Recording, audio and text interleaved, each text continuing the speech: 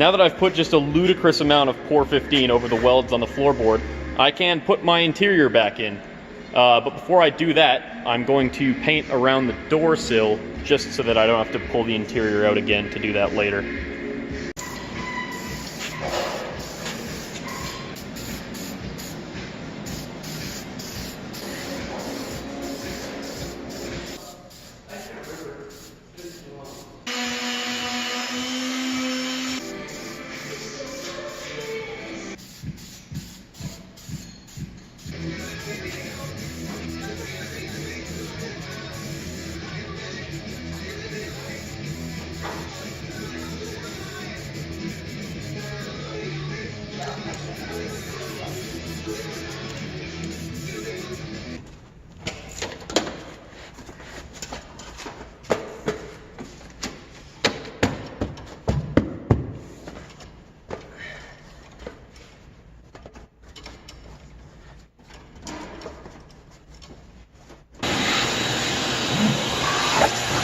Alright, so I got my door sills painted, and I also, while I was at it, painted my A-pillars, because that's like the only part of the car I have to paint black. So I figured while I was doing this, I might as well paint that, and then I've got the entire door surrounds taken care of. And then once I did that, I was able to get the front half of my interior in, so I got my seats in and my carpet in. Now you can barely even tell that I just hacked this to pieces a month ago. So that's taken care of for now. Now, because I don't want this to be the world's most boring episode, where I only do boring shit, it's finally time to keep doing engine stuff. I pretty much put the engine back in this car in like January, and then I didn't hook up any accessories, I didn't put in any of the turbo supporting mods or the cooling stuff, and now it's time to do that. Alright, the first thing I'm going to do here is throw my engine wiring harness back in, because it's pretty much just been dangling out of the side of my car forever, and I don't really want it to get broken. And also my engine needs wires and stuff to run, so throw that back on. So I got some minor stuff hooked up. I got the wiring harness run where it's supposed to be, a bunch of stuff plugged in, like the fuel injectors and a bunch of intake stuff. There's still some stuff that isn't plugged in because more stuff needs to be put back where it's supposed to go before it can be plugged in.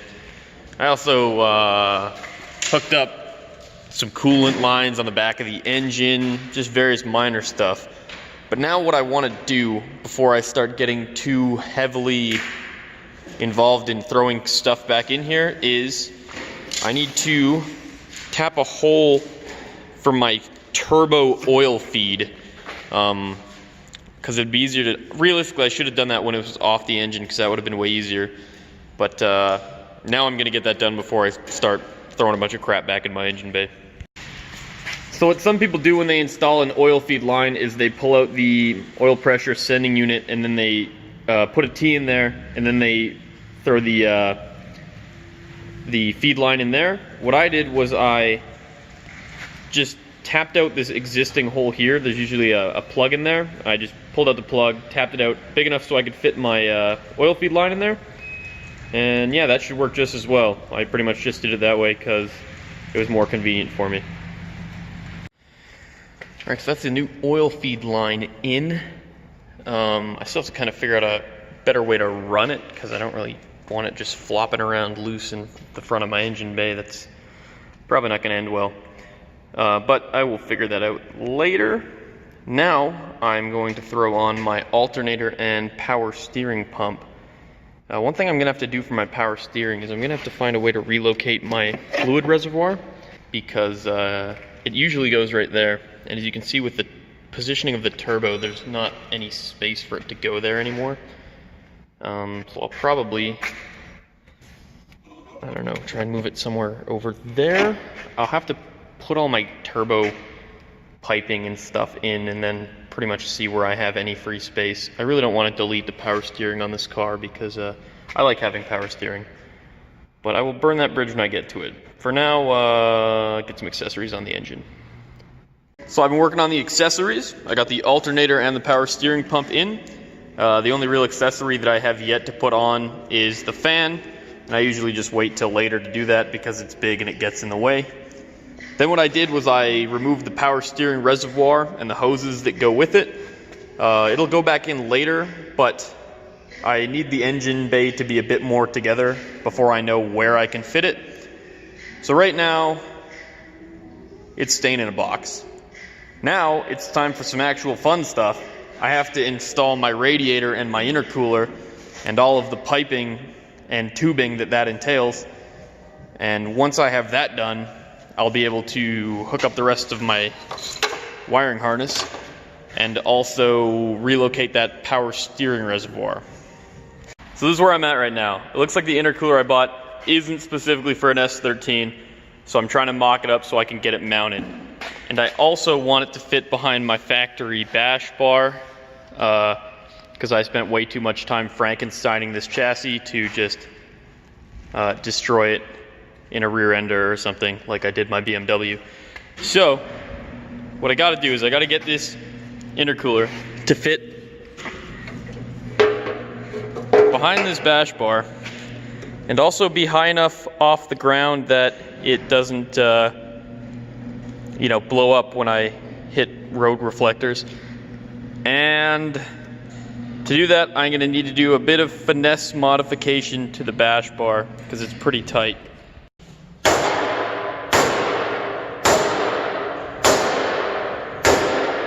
So this is the upper intercooler mount I made. It's very simple. It's just a metal runner that goes in between these two horn mounts here that I took the horns out of, obviously. And then it has these two brackets on it that attach to these aluminum brackets that are already on the intercooler. And that seems like it's doing the job just fine.